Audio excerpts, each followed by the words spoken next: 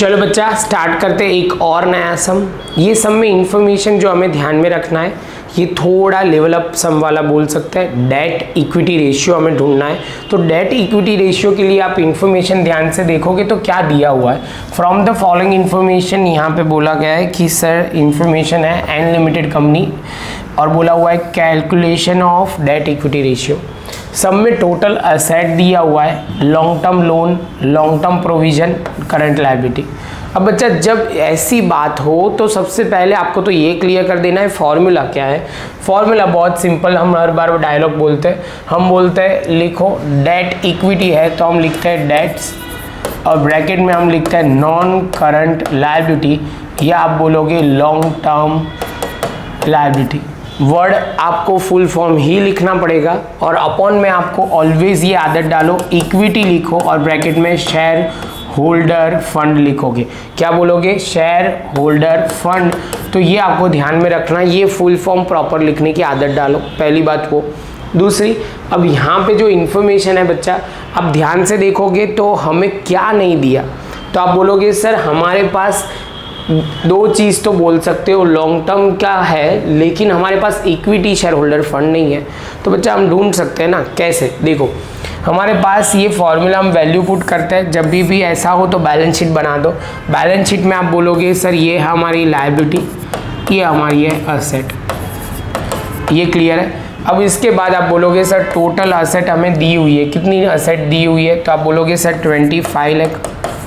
Same चीज़ हमने यहाँ पे अप्लाई की 25 लाख। इसमें आप बोलोगे सर अब long term loan, long term loan, तो आप बोलोगे सर ये है 6 लाख, पहला पॉइंट हमने लिख दिया।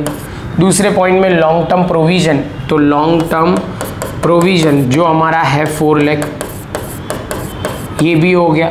उसके बाद करंट लायबिलिटी, तो यहाँ पे आप बोलोगे सर करंट लायबिलिटी जो हमारा है 5 लाख। तो बस बच्चा अब तो ये पॉइंट आपको ध्यान में रखना है। अब सिंपल क्या करना है, 25 लाख में से आप बोलोगे सर ये हमें टोटल 15 लाख माइनस करना है। 15 लाख कहाँ से आया तो वो क्लियर कर दो बच्चा।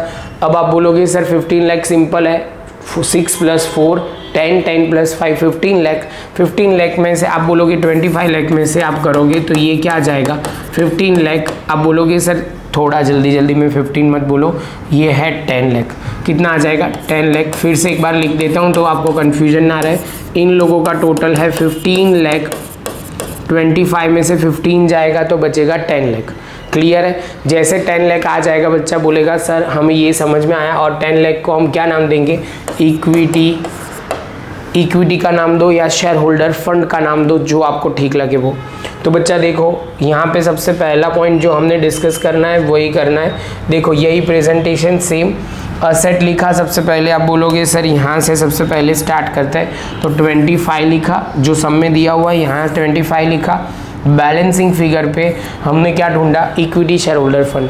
अब बच्चा आपको ये फॉर्मेट पता होगा तो कोई प्रॉब्लम नहीं आएगी, फॉर्मेट नहीं पता है तो बच्चा प्रॉब्लम ही प्रॉब्लम है। आपको अब आगे के चैप्टर पे बहुत कमांड होना चाहिए तब जाके, क्योंकि लेबलिंग प्रॉपर करना पड़ेगा। लेबलिंग प्रॉपर नहीं करोगे तो आपको कन्फ्यूजन आ सकता है, तो वो ध्यान रखना है। अब इतना होते ही बच्चा बोलेगा सर हमारे पास सारी चीज़ है तो यहाँ पे डेट कितनी होगी, तो बच्चा बोलेगा सर डेट में दो चीज़ पे ध्यान रखना है, 6 लाख एंड 4 लाख। कितना बच्चा, 6 लाख एंड 4 लाख। तो आप बोलोगे सर ये हो जाएगा 10 लाख जो हमारा न्यूमरेटर हो जाएगा, और डिनोमीटर में आप बोलोगे सर ये कितना हो जाएगा, तो इक्विटी शेयर होल्डर फंड हमारा कितना होगा, तो वो भी हमारा 10 लाख हो जाएगा। तो आंसर जो आया 1 और 1 हम हर बार लगाते हैं वो। तो इसके साथ बच्चा हमारा ये सम भी खत्म हो जाएगा, लेकिन प्रेजेंटेशन चेक कर लो। तो यहाँ पे उन्होंने क्या लिखा वही प्रेजेंटेशन करके दिखाया हुआ है, यहाँ 6, 5, 4 और यहाँ करके उन्होंने दिखाया हुआ है। हमें सीधा कैलकुलेशन करेंगे तो यहाँ पे सीधा हम लिखेंगे डेब्ट इक्विटी रेशियो और 10 लाख अपॉन 10 लाख, जो आंसर आया वो हमने लिखा, और उसके बाद 1:1 लिखना है। क्या करना है बच्चा, 1:1। आई होप बच्चा आपको ये पॉइंट समझ में आया। ये 17 नंबर का इलास्ट्रेशन थोड़ा ध्यान से करना, ऐसे सेम सम हम फिर से आगे करने वाला है, तो नोटबुक में लिख लो बच्चा। मिलते हैं नेक्स्ट लेक्चर में।